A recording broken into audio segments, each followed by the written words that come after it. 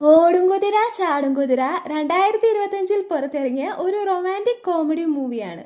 Logic കുറച്ചൊക്കെ മാറ്റിവെച്ച് comedy പടം എന്ന രീതിയിൽ കാണുകയാണെങ്കിൽ ചിത്രത്തിൽ ഉടനീളം ചിരിക്കാനുള്ള സീനുകൾ കൊണ്ട് സമ്പന്നമാണ്. ചിത്രത്തിന്റെ തുടക്കത്തിൽ തന്നെ നായകന്റെ ഒരു ഉപദേശത്തോടെയാണ് ആരംഭം.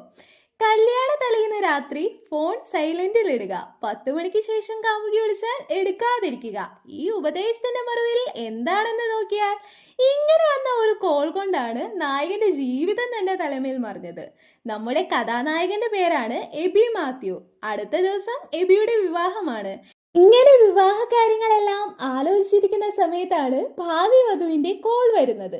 നിധി ആളാണെങ്കിൽ എബിയുടെ വീടിന്റെ താഴെ എത്തിയിട്ടാണ് കോൾ ചെയ്തത്. നിധിയാണെങ്കിൽ ഒരു സ്വപ്നം കണ്ട് അത് എബിയെ പറഞ്ഞ് സമ്മതിപ്പിക്കാനായിട്ടാണ് ഈ സമയം തന്നെ കാണാൻ വന്നത്. വധുവാകാൻ പോകുന്ന എല്ലാവർക്കും തങ്ങളുടെ വിവാഹത്തെ പറ്റി വ്യത്യസ്തമായ സ്വപ്നങ്ങളായിരിക്കുമല്ലോ. നല്ല വെളുത്ത് തുടുത്ത് ഓജസ്സും തേജസ്സുമുള്ള അലുവ കഷ്ണം പോലെയുള്ള കുതിരയുടെ പുറത്ത് ഫ്ലോറൽ പ്രിന്റ് ഉള്ള ഷെർവാണിയും ധരിച്ചു വരുന്ന നായകൻ, അതാണ് നിധിയുടെ സ്വപ്നം. അതെ, നായിക ഒരു സ്വപ്നജീവിയാണ്. അതുകൊണ്ട് തന്നെ സ്വപ്നത്തിലെ പോലെ വന്നാൽ മാത്രമേ വിവാഹം നടക്കുള്ളൂ എന്ന് കട്ടായം പറയുകയാണ് നിധി. വിവാഹത്തിന്റെ അന്ന് വെളുപ്പിന് 2 മണിക്ക് വധുവിന്റെ ഭാഗത്തു നിന്ന് ഇങ്ങനെ ഒരു ആഗ്രഹം പറഞ്ഞാൽ എങ്ങനെ ഇരിക്കും? അതെ, എബി പെട്ടു. എബിയും വിവാഹ കാര്യങ്ങൾ അറേഞ്ച് ചെയ്യാൻ ഏൽപ്പിച്ച തന്റെ സുഹൃത്ത് അനുരാജിനെ വിളിച്ച് താൻ നേരത്തെ പറഞ്ഞതാണ് എന്ന രീതിയിൽ കുതിരയുടെ കാര്യം കൂടെ നൈസായി ഏൽപ്പിച്ചു കൊടുത്തു. അവനും താനിനി തിരക്കിനടിയിൽ വിട്ടുപോയതാണെന്ന് വിചാരിച്ച് അപ്പൊ തന്നെ അലുവ പോലത്തെ കുതിരയെയും തപ്പി ഇറങ്ങി. എങ്ങനെയൊക്കെയോ ഒരു കുതിരയെ തപ്പി പിടിച്ച് ഒപ്പിച്ചപ്പോൾ അതത്ര അലുവ പോലത്തെ കുതിരയൊന്നുമല്ല. പിന്നെ രൺബീർ കപൂർ കയറി കുതിരയാണെന്നൊക്കെ പറഞ്ഞ് എബിയെയും വിശ്വസിപ്പിച്ച് ഡീൽ കൊടുക്കാനിരുന്നപ്പോൾ മറ്റൊരു ഒച്ചകേട് നോക്കിയപ്പോൾ ഇതാ നിൽക്കുന്നു അലുവ പോലത്തെ കുതിര. അങ്ങനെ മൊത്തത്തിലെല്ലാം സെറ്റ്. അങ്ങനെ വിവാഹ ദിവസം എത്തി. എബിയുടെ കൂടെ സഹോദരൻ സിബി കൂടി ഇരിക്കുന്നുണ്ട്. അവർ പോകാനുള്ള തയ്യാറെടുപ്പിലാണ്. പരസ്പരം ഇവർ തമ്മിലുള്ള സംസാരം കേൾക്കുമ്പോഴേ അറിയാം നിധിയുടെ ഒരു സ്വപ്നത്തിന്റെ പിൻബലത്തിലാണ് ഈ വിവാഹം ഇവിടം വരെ എത്തിയതെന്ന്. എബിയുടെ ഡാഡിയാണ് മാത്യു. ഇത്തിരി വട്ടും കുറച്ചധികം കോമഡിയുമായ ക്യാരക്ടറാണ് ചിത്രത്തിൽ മാത്യുവിന്റെ. പുള്ളി വിവാഹത്തിന് മുമ്പ് തന്നെ തിരക്ക് പിടിച്ച് വീട്ടിലേക്ക് പോയി. മുടിയൊക്കെ കുറച്ചധികം നേരം പിടിച്ച് സെറ്റ് ചെയ്തതുകൊണ്ട് സിബിയും തലപ്പാവ് അവിടെ ചെന്നിട്ട് വെച്ചാൽ മതി എന്ന് പറഞ്ഞ് കയ്യിൽ വാങ്ങി പിടിച്ചു. അങ്ങനെ നിധിയുടെ സ്വപ്ന സാക്ഷാത്കാരം പോലെ കുതിരപ്പുറത്ത് വിവാഹവേദിയിലേക്ക് അടുത്തുകൊണ്ടിരിക്കുകയാണ് എബി.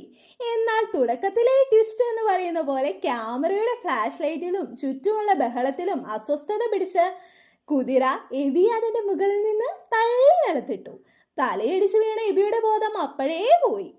അങ്ങനെ കല്യാണത്തിന്റെ കാര്യം ഏറെക്കുറെ തീരുമാനമായി. ഇതിനു മുമ്പും ഒരു സായിപ്പ് ഇതിന്റെ പുറത്തു നിന്ന് വീണിരുന്നു. മറ്റു നിവൃത്തിയില്ലാതെയാണ് അനുരാജ് ഇതിനെ അറേഞ്ച് ചെയ്തത്. എബി വീണതും നിങ്ങൾ എന്റെ ഡാഡിയെ കണ്ടോ എന്ന് ചോദിച്ച് മാത്യുവിനെ അന്വേഷിക്കുകയാണ് സിബി. സിബി ആണെങ്കിലോ എബിയുടെ വിവാഹത്തോടെ തന്റെ കടമകളെല്ലാം അവസാനിക്കും. ശേഷം തന്നെ മരിച്ചുപോയ ഭാര്യയുടെ അടുത്തേക്ക് പോകാമെന്ന പ്ലാനിൽ തൂങ്ങി ചാവാൻ ഒരു കുരുക്കും റെഡിയാക്കി ഭാര്യയുടെ ഫോട്ടോയും കയ്യിൽ പിടിച്ച് റെഡിയായി നിൽക്കുമായിരുന്നു. സിബിയും വിളിച്ച് ആ മണ്ടൻ കുതിരയുടെ പുറത്ത് പിടിച്ചിരിക്കാണ്ട് താഴെ വീണു, എന്നെ കൊണ്ട് ഒറ്റയ്ക്ക് റോൾ ചെയ്യാനൊന്നും പറ്റില്ല എന്ന് പറഞ്ഞതും അങ്ങോട്ടേക്ക് പോകേണ്ടതുകൊണ്ട് തൽക്കാലം ഈ പ്ലാൻ ഉപേക്ഷിച്ച് ഹോസ്പിറ്റലിലോട്ട് പോയി. പിന്നെ കാണിക്കുന്നത് ഹോസ്പിറ്റലിൽ ഡോക്ടറിന് മുന്നിൽ ഇരിക്കുകയാണ് എല്ലാവരും. എബി കോമയിലേക്ക് പോയിരിക്കുകയാണ്. തലയിൽ ടർബൻ വെച്ചിരുന്നെങ്കിൽ ഒരു പക്ഷെ ഇത്ര ഇമ്പാക്ട് ഉണ്ടായിരിക്കില്ല എന്ന് പറഞ്ഞതും വാങ്ങി വെച്ച സിബി സ്ഥലകാലബോധമില്ലാതെ ഒറ്റ ചിരിയും. ഡോക്ടർ ആണെങ്കിലോ ഇവരെക്കാളും കോമഡി. എബി ചിലപ്പോ നാളെ എഴുന്നേൽക്കും, അല്ലെങ്കിൽ മറ്റന്നാൾ, ചിലപ്പോ 3 ദിവസം, അല്ലേ ഒരു മാസം, അല്ലേ ഒരു വർഷം എന്നെല്ലാം. നിധി പലവട്ടം എബിയെ വിളിച്ചെഴുന്നേൽപ്പിക്കാൻ ശ്രമിച്ചെങ്കിലും പ്രത്യേകിച്ച് ഒരു പ്രതികരണവും ഉണ്ടായില്ല. സിബി ആണെങ്കിൽ എന്തിനാണ് അവനെ ഇങ്ങനെ റീസൈക്കിൾ ബിന്നിലിടുന്നത്? ഒരു ഷിഫ്റ്റ് പ്ലസ് ഡിലീറ്റ് ബട്ടൺ അടിച്ച് കൊണ്ടുപോകുന്നതല്ലേ നല്ലതെന്ന്. മാത്യുവും ഇന്നലെ വരെ ചോദ്യചിഹ്നമായിരുന്നു, ഇപ്പോൾ കോമയിലുമാണ് എന്ന്. എബിയും കോമ സ്റ്റേജ് ഒരു സ്വപ്നത്തിലേക്ക് പോവുകയായിരുന്നു. അവനൊരു ഫ്ലീ മാർക്കറ്റിന് മുന്നിലായിരുന്നു. ഒരാൾ അവന്റെ കയ്യിൽ ഒരു ടാഗ് പഞ്ച് ചെയ്തു കൊടുത്തു. എന്തൊക്കെയോ കടകളുടെ മുന്നിലൂടെ നടന്ന് അവനൊരു ജ്യൂസ് കടയുടെ മുന്നിലെത്തി ഒരു മാംഗോ ജ്യൂസ് ഓർഡർ ചെയ്തു. മാംഗോ ബ്ലെൻഡറിൽ നിന്ന് ജ്യൂസ് ഒഴിച്ച് ആ ഗ്ലാസുമായി ഒരാൾ അടുത്തേക്ക് വന്ന് ടേബിളിലേക്ക് വെച്ചു. ഇത് ഒരു ലൂപ്പ് പോലെ കാണിക്കുന്നിടത്താണ് ചിത്രത്തിന്റെ ടൈറ്റിൽ കാണിക്കുന്നത്.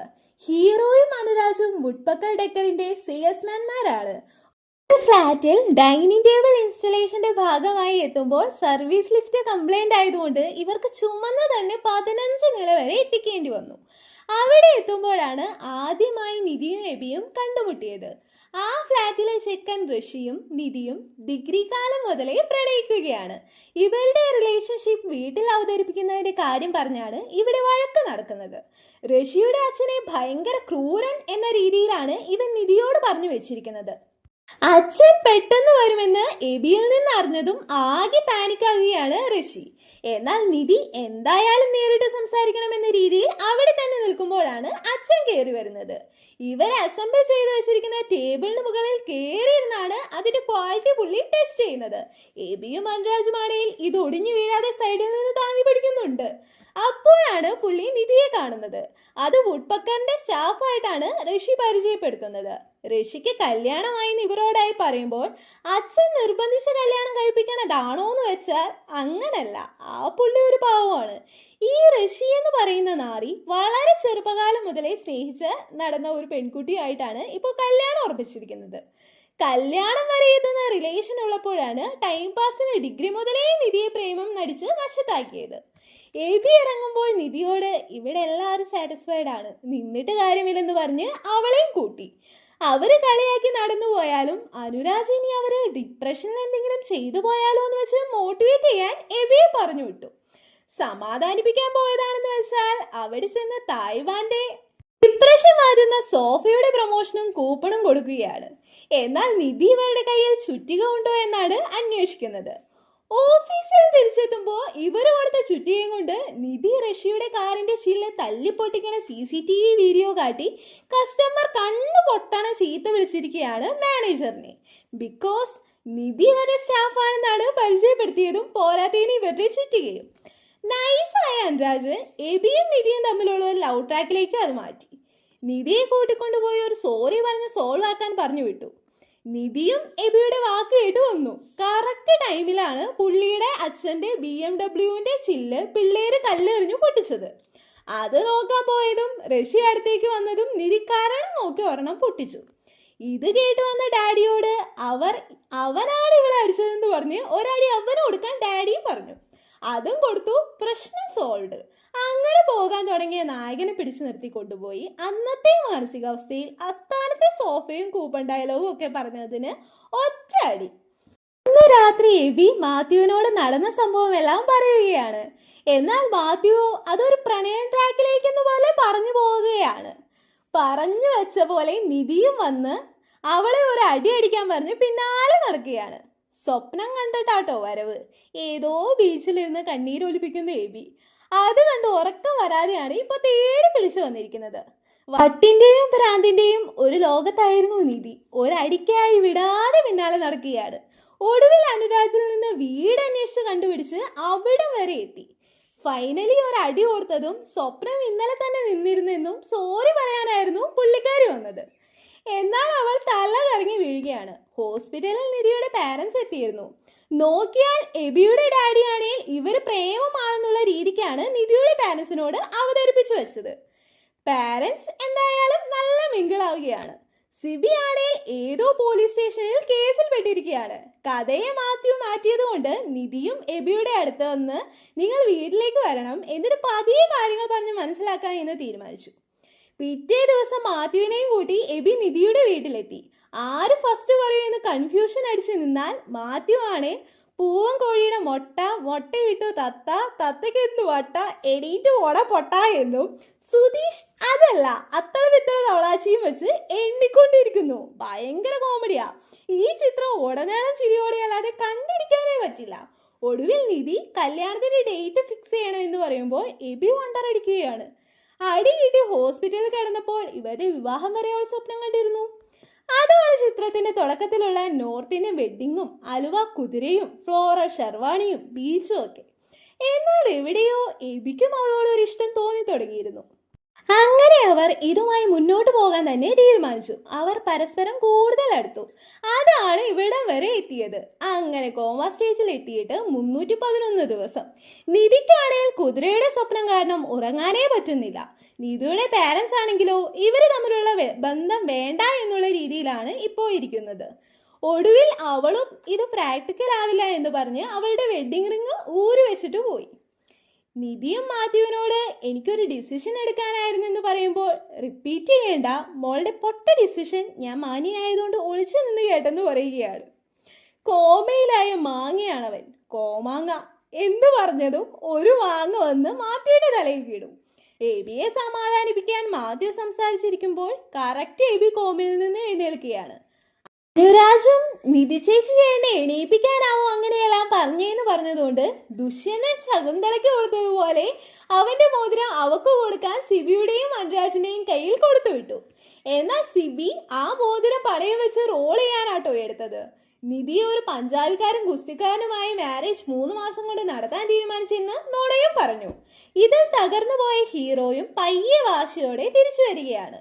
അങ്ങനെ അവരുടെ നേരത്തെ മാരേജ് ലുക്കിൽ തന്നെ എത്തുകയാണ്. ഇവനെ അവിടെ കണ്ട് അവരെല്ലാരും മണ്ടറടിക്കുവാണ്. നേരത്തെ എബിയാണ് വീണതെങ്കിൽ ഇവിടെ നിധി.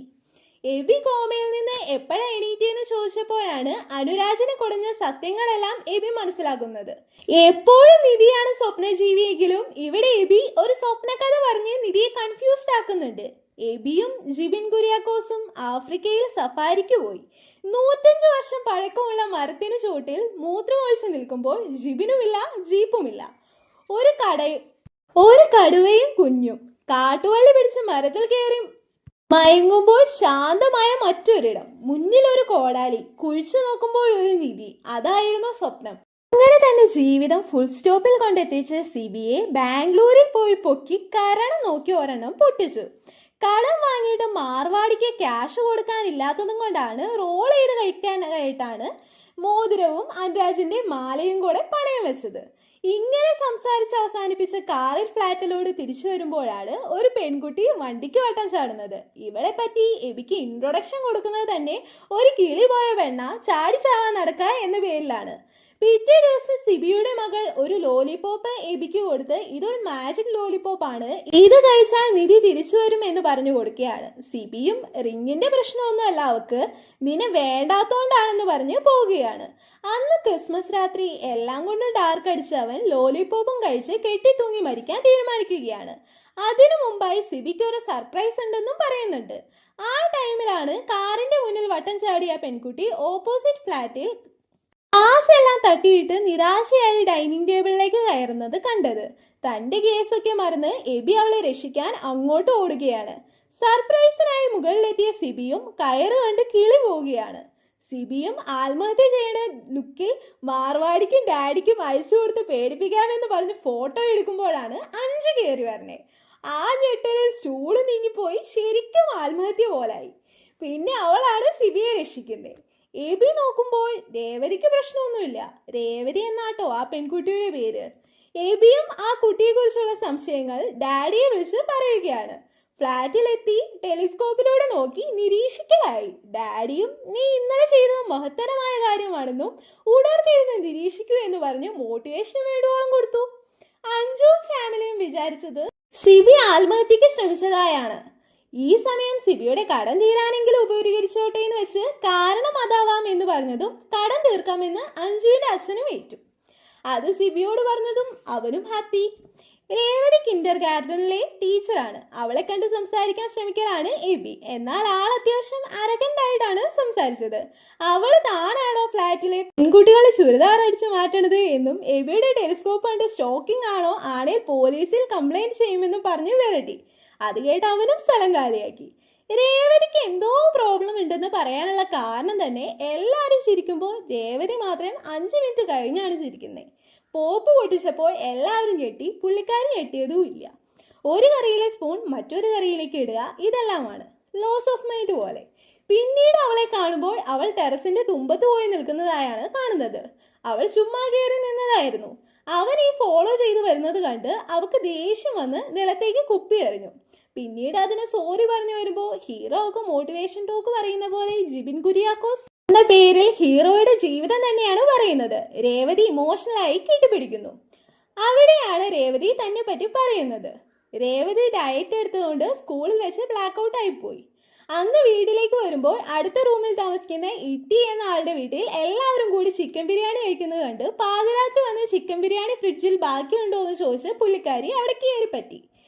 എന്തോ സ്വന്തം വീട് പോലെ കയറി വന്ന് എടുക്ക്, ചൂടാക്ക്, വിളമ്പ് എന്നൊക്കെ പറയുന്നു. അവനും ഫുഡ് ഉണ്ടാക്കി കൊടുക്കുകയാണ്. അങ്ങനെ അവർ തമ്മിൽ സിങ്ക് ആവുന്നു. അവളുടെ ഉഡ്ബി വിനീതാണെ മാരേജിന് മുമ്പ് 20 കിലോ കുറയ്ക്കണം എന്ന് പറഞ്ഞാണ് അവൾ ആ ഡയറ്റ് എടുത്തത്. അങ്ങനെ സിങ്കായ അവൾ പിറ്റേ ദിവസം മോർണിംഗ് കഥക് തട്ടി ചോദിക്കുകയാണ്, ഞാൻ ചോദിച്ച ഉടനെ ഫുഡ് എഴുതാരാൻ നിങ്ങൾ ആരാണ് എന്ന് പറഞ്ഞ്. അവനും തിരിച്ചു പറഞ്ഞ് ലാസ്റ്റ് ഉടക്കായി. അങ്ങനെ ഡാഡിയോട് ഫ്ലാഷ് ബാക്ക് പറഞ്ഞുകൊണ്ടിരിക്കുന്ന ടൈമിൽ സിബിയെ പോലീസ് പിടിച്ചുകൊണ്ട് പോവുകയാണ്. ഫ്ലാറ്റിൽ തിരിച്ചെത്തിയപ്പോഴാണ് രേവതിയുടെ ഡാഡിയും മമ്മിയും കല്യാണം ക്ഷണിക്കാൻ വരികയാണ്. കോമഡി പീസാട്ടാ. ഇവരാണെങ്കിൽ ഇവരോട് ഇവന്റെ ഫ്ലാറ്റ് ഇവർ പൂട്ടിക്കോളാൻ പറഞ്ഞുകൊണ്ട് രേവതിയുടെ സ്കൂളിലേക്ക് പോവുകയാണ്. ഇനി back to flash back. Revathi അന്ന് പിന്നെയും രാത്രി വിശന്ന് ഇട്ടിയുടെ ഡോറിൽ വന്ന് മുട്ടി സോറി പറഞ്ഞ് ഫുഡ് അടിക്കാൻ പോയി. അങ്ങനെ സോപ്പൊക്കെ ഇട്ട് ഫുഡൊക്കെ ഉണ്ടാക്കി അവർ പരസ്പരം അടുക്കുവാണ്. ഇട്ടിയാണെങ്കിൽ അവളുടെ കൺസെപ്റ്റിന് കറക്റ്റ് മാച്ചായിരുന്നു. അവളെ അവളായി തന്നെ അംഗീകരിക്കുന്ന ഒരാൾ. ഒടുവിൽ അവന്റെ നാട്ടിൽ ഇവരുടെ ഇഷ്ടം സമ്മതിപ്പിക്കാനായിട്ട് യാത്രയായി. അത് കഴിഞ്ഞ് രേവതിയുടെ വീട്ടിൽ പറഞ്ഞാൽ മതി എന്ന് പറഞ്ഞിട്ടാണ് അവൻ പോയത്. എന്നാൽ പോയ ഇട്ടി പല ദിവസമായിട്ടും വന്നില്ല. ഒടുവിൽ സ്കൂൾ കഴിഞ്ഞ് വന്ന രേവതി അറിയുന്നത് ഇട്ടി മരിച്ചു എന്നാണ്. അവൾ തകർന്നു പോയി. ഇതായിരുന്നു അവളെ ലോസ് ഓഫ് മൈൻഡിനുള്ള കാരണം. ഇഷ്ടമില്ലാത്ത കല്യാണം കഴിക്കാൻ നിൽക്കരുതെന്ന് പറഞ്ഞ് എബി അച്ഛനോട് സംസാരിക്കാൻ ഉപദേശിച്ചു. ഫലം, രേവതിയുടെ കല്യാണം കുറച്ചുകൂടി വേഗത്തിലായി. രേവതിയുടെ കല്യാണം മുടക്കാൻ മുന്നിട്ട് ഇറങ്ങി തയ്യാറാകുകയാണ് നമ്മുടെ മാത്യു. പിറ്റേ ദിവസം എബി രേവതി വഴി അറിയുന്നത് വിനീത് ഹോസ്പിറ്റലിൽ ICUവിലാണെന്നാണ്. HD തരകൻ എന്ന പേരിൽ രേവതിയുടെ പ്രൊഫസർ ആണെന്ന് വിശ്വസിപ്പിച്ച് രേവതിയുടെ ആഗ്രഹമായിരുന്നു കുതിരപ്പുറത്തെ യാത്ര എന്നൊക്കെ പറഞ്ഞ് കറക്റ്റ് എബിക്ക് കിട്ടിയ പണി പോലെ ആ കുതിരയെ തന്നെ സെറ്റാക്കി കൊടുത്തതാണ് മാത്യു. സംഗതി സെറ്റ് എന്തായാലും വർക്കായി. ഇതിൽ കളികൊണ്ട് മാത്യുവിനെ കാണാൻ പോയാലോ? അവൻ ICUവിൽ കിടത്തണമെന്നുള്ള വൈരാഗ്യമൊന്നും തനിക്കില്ല എന്നും താനൊരു മണ്ടത്തരം പറഞ്ഞു അവനത് കേൾക്കേണ്ട വല്ല കാര്യം ഉണ്ടായിരുന്നു എന്ന് പറഞ്ഞതും രേവതി ഫ്ലാറ്റ്. സത്യത്തിൽ മാത്യു വട്ടം ക്യാരക്ടറൊന്നുമല്ല. പ്രണയവിവാഹമായിരുന്നു അദ്ദേഹത്തിൻ്റെയും വൈഫിൻ്റെയും. ഇവർ 3 പേര് നാട്ടിൽ ഒരുമിച്ചും പുള്ളി ഡൽഹിയിലും. പെട്ടെന്നായിരുന്നു ഭാര്യയുടെ മരണം. അതുകൊണ്ട് രേവതിയുടെ വിഷമം മാത്യുവിന് ഊഹിക്കാവുന്നതേ ഉണ്ടായിരുന്നുള്ളൂ. അവനെ രേവതിയുടെ വിഷയത്തിൽ ഇൻവോൾവ് ചെയ്തത് തന്നെ മാത്യു ലോസ്റ്റ് ആയ എബിയെ തിരിച്ചു കൊണ്ടുവരാനായിട്ടായിരുന്നു. വീട്ടിൽ രേവതിയെ കൊണ്ടുവന്ന് രേവതിയോട് എബിയുടെ ലൈഫിലുണ്ടായ കാര്യങ്ങളെല്ലാം പറഞ്ഞു കൊടുക്കുകയാണ്. ചൈനീസ് ഡേക്ക് രണ്ടും കൽപ്പിച്ച് രേവതി ഈ വിവാഹത്തിന് ഇഷ്ടമില്ല എന്നുള്ള കാര്യം പറയാനിരിക്കുമ്പോഴാണ് അവൻ തന്നെ അവന് ഈ വിവാഹത്തിന് ഇഷ്ടമല്ല എന്ന് പറയുന്നത്. അവിടെ തന്നെയുള്ള മറ്റൊരു ഡോക്ടറുമായിട്ട് പുള്ളി ഇഷ്ടത്തിലായി. ഇത് പറയണ രീതിയാട്ടോ കിടിലൻ. ദിവാകരൻ എങ്ങനെ റിയാക്ട് ചെയ്യും എന്നറിയാത്തത് കൊണ്ട് ടേബിളിന് അടിയിലൂടെയാണ് ഈ കാലുപിടുത്തം. അവസാനം വീട്ടുകാരെല്ലാം ടേബിളിന് അടിയിലായി ഡിസ്കഷൻ. അവസാനം ഡോക്ടർ വർഷയും ലാസ്റ്റ് ടേബിളിനടിയിൽ ജോയിൻ ചെയ്യുവാണ്. ഇതെല്ലാം മാറിയിരുന്ന് എബിയും ലാലും കേട്ടു. അവരെ നടത്തി കൊടുക്കാൻ പറഞ്ഞ് ജോയിൻ ചെയ്തു. തിരിച്ച് വീട്ടിലേക്ക് പോകുന്ന വഴി താൻ ബാംഗ്ലൂരിലേക്ക് മടങ്ങുകയാണെന്നും ടീച്ചിങ്ങിലേക്ക് തിരിച്ചു വരാനുമാണ് ഫ്യൂച്ചർ പ്ലാൻ എന്നും പറഞ്ഞു. തനിക്ക് ജിബിൻ കുര്യാക്കോസ് എന്നൊരു ഫ്രണ്ട് ഉണ്ടെന്നും അവനൊരു കള്ളനാണെന്നും യാഥാർത്ഥ്യത്തിൽ ഞാനാണ് അവനെ അന്ന് മരണത്തിൽ നിന്ന് രക്ഷിച്ചത്. അവന്റെ ശ്രദ്ധ കിട്ടാൻ മനഃപൂർവ്വമാണ് ക്ലാസ് നിലത്തെടുത്ത്. പരിചയമായി എല്ലാ കാര്യങ്ങളും അവളുടെ തുറന്നു പറഞ്ഞിട്ടും അവൻ ഒന്നുപോലും പറഞ്ഞില്ല. എന്തോ പ്രോബ്ലം ഉണ്ട്. അതുകൊണ്ട് അവനോട് ഇനി മിണ്ടണോ എന്ന് ചോദിക്കുമ്പോൾ മിണ്ടണ്ട, അതാണ് എല്ലാവർക്കും നല്ലത് എന്ന് തന്നെയാണ് മാത്യുവും പറയുന്നത്. എബിയെ കൊണ്ടും മിണ്ടാൻ സമ്മതിക്കുന്നില്ല. എബി പ്രശ്നങ്ങൾ അവസാനിപ്പിക്കാമെന്ന് കരുതി നിധിയെ വിളിച്ചാൽ അവിടെ അവളുടെ ഡാഡി കസ്റ്റമർ കെയറിലെ കോളാണെന്നൊക്കെ പറഞ്ഞ് അവളെ കൊണ്ട് തന്നെ താല്പര്യമില്ലെന്ന് പറയിപ്പിച്ചു. എന്നാൽ അവൾ കോള് കണ്ടിരുന്നില്ല, കണ്ണിൽ കുക്കുംബർ ആയിരുന്നതുകൊണ്ട്. നിധി പക്ഷേ എപ്പോഴും എബിയുടെ കോൾ പ്രതീക്ഷിച്ച് തന്നെയാണ് കാത്തിരിക്കുന്നത്. സിബിയും നാട്ടിൽ തിരിച്ചെത്തി. എബി വിഷമം മാറാൻ ഡാഡിയെ പോലെ പാതിരാത്രി ഡാൻസ് ചെയ്തിരുത്തോണ്ടിരിക്കണ കണ്ടിട്ട് ഇരുവർക്കും വിഷമാവുകയാണ്. പിറ്റേ ദിവസം മനഃപൂർവ്വം അല്ലെന്നുള്ള രീതിയിൽ സാഹചര്യം ഉണ്ടാക്കി മാത്യു നിധിയോട് സംസാരിച്ച് അവന്റെ സ്നേഹം പറഞ്ഞ് അവളെ അവനിലേക്ക് തിരിച്ചു കൊണ്ടുവരികയാണ്. പിന്നീട് 3D പടം കാണാൻ പോയി തിയേറ്ററിൽ ഇരിക്കുന്ന ടൈമിൽ അവൻ ആ സത്യം വെളിപ്പെടുത്തി. അന്ന് എൻഗേജ്മെന്റിന് അവൻ പറഞ്ഞ സ്വപ്നകഥ നുണയായിരുന്നു. എന്നിട്ട് റിയൽ ആയി എന്തായിരുന്നു സംഭവിച്ചത് എന്ന് അവൻ ചിത്രത്തിലെ തുടക്കത്തിൽ കണ്ട സ്വപ്നം അവളോട് പറഞ്ഞു. അവൻ ഫ്ലൂ മാർക്കറ്റിൽ പോയതും അവിടെ ജ്യൂസ് ഓർഡർ ചെയ്തതും കുടിച്ചതും പിന്നെ ഈ ലൂപ്പ് പോലെ വരുന്നത് അവളോട് പറയുകയാണ്. അവൻ സ്വപ്നത്തിൻ്റെയും റിയാലിറ്റിയുടെയും മുന്നിൽ സ്റ്റക്ക് ആവുകയാണ്. അവൾക്ക് ഇവൻ്റെ പ്രോബ്ലം അവളാണോ അതോ ഡ്രീമാണോ എന്നൊന്നും മനസ്സിലാകുന്നില്ല. അതിലൊരു വ്യക്തത വന്നാൽ വിളിക്കാൻ പറഞ്ഞ് ഹഗ് ചെയ്തു പോയി. എബിക്ക് എന്തെങ്കിലും പ്രശ്നമുണ്ടോ എന്ന് ചോദിക്കുമ്പോൾ എബിയും ഡാഡിയുമോട് ദേഷ്യപ്പെടുകയാണ്. അത് കേട്ട് വിഷമിച്ച് പുള്ളിയും മരിക്കാൻ കയറെടുത്തു. അവസാനം ഭാര്യയ്ക്ക് എന്തെങ്കിലും സംസാരിക്കാനുണ്ടോ എന്ന് ഫോട്ടോ നോക്കി ചോദിക്കുന്നുണ്ട് കേട്ടോ. എബിക്ക് സാഡ് ഇമോജിയിൽ ഓംലേറ്റ് ഉണ്ടാക്കി മരിക്കാനായിട്ട് റെഡിയായി നിൽക്കുമ്പോഴാണ് കോളിംഗ് ബെൽ അടിച്ച് വണ്ടി സ്റ്റാർട്ട് ആവാൻ ഹെൽപ്പ് ചെയ്യുമോ എന്ന് ചോദിച്ച് ഒരു സ്ത്രീ വരുന്നത്. മാലിനി. തൻ്റെ ഭാര്യയുടെ പുനർജന്മമായാണ് അയാൾ അവരെ കണ്ടത്. ഒടുവിൽ അവരെ സംസാരിച്ച് കൂടുതൽ അടുക്കുകയാണ്. അവരുടെ വിവാഹവും ഹണിമൂണും ഒക്കെ ആയി അവർ എൻജോയ് ചെയ്യുകയാണ്. അവനും പിറ്റേ ദിവസം വർക്കിനായി പോകുമ്പോൾ അവിചാരിതമായി രേവതി വർക്ക് ചെയ്യുന്ന സ്കൂളിൽ എത്തുകയാണ്. രേവതിയും ഇട്ടിയുടെ ലോസിൽ നിന്ന് കരകയറി വരുന്നു. മറക്കാൻ കഴിയില്ല, അതൊരു ഓർമ്മയായി തന്നെ അവശേഷിക്കട്ടെ എന്ന് കരുതിയെന്ന്. അപ്പോൾ എബിയും സെയിം അവസ്ഥയാണെന്ന് പറയുമ്പോൾ രേവതിയും നിധി ഓർമ്മയല്ലോ, അപ്പോൾ ഓപ്ഷൻ ഉണ്ട്. കഴുത്തിൽ കിടക്കുന്ന ബൈനോക്കുലർ എടുത്ത് പിറകിലോട്ട് നോക്കിയാൽ മതി, എല്ലാറ്റിനും ക്ലാരിറ്റി കിട്ടുമെന്ന് ഉപദേശിക്കുന്നു. നിധിയെ വിളിക്കാനും. അടുത്ത ഒരു ബെല്ലോട് കൂടി നാടകം അവസാനിപ്പിച്ച് റിയാലിറ്റിയിലേക്ക് പോകാമെന്ന് എബിയും തീരുമാനിക്കുന്നു. കോൾ ചെയ്ത് സ്വപ്നത്തിലെ ഫ്ലീ മാർക്കറ്റിലേക്ക് വരാൻ പറഞ്ഞ് അതേ ഡ്രീം ഫേസ് ചെയ്യാൻ പ്രിപ്പയർഡായി അങ്ങോട്ടേക്ക്. അവിടെ നിധിയും എത്തിച്ചേർന്നു. അതോടെ ആ ലൂപ്പിൽ നിന്ന് അവൻ റിയാലിറ്റിയിലേക്ക് വരികയാണ്. അവൻ കോമയിലായിരുന്നപ്പോൾ അവളുടെ സാമീപ്യവും സ്നേഹവും എല്ലാം അവൻ ഈ നിമിഷം തിരിച്ചറിയുകയാണ്. എന്നാലും വിചിത്രമായ സ്വപ്നങ്ങൾ വിടാൻ നിധി റെഡിയല്ല. അങ്ങനെ സിബിയും അവൻ പണയം വെച്ച മോതിരം തിരിച്ചു കൊടുത്ത് എബിയും നിധിയും അവരുടെ കുടുംബവും ഒന്നിക്കുകയാണ്.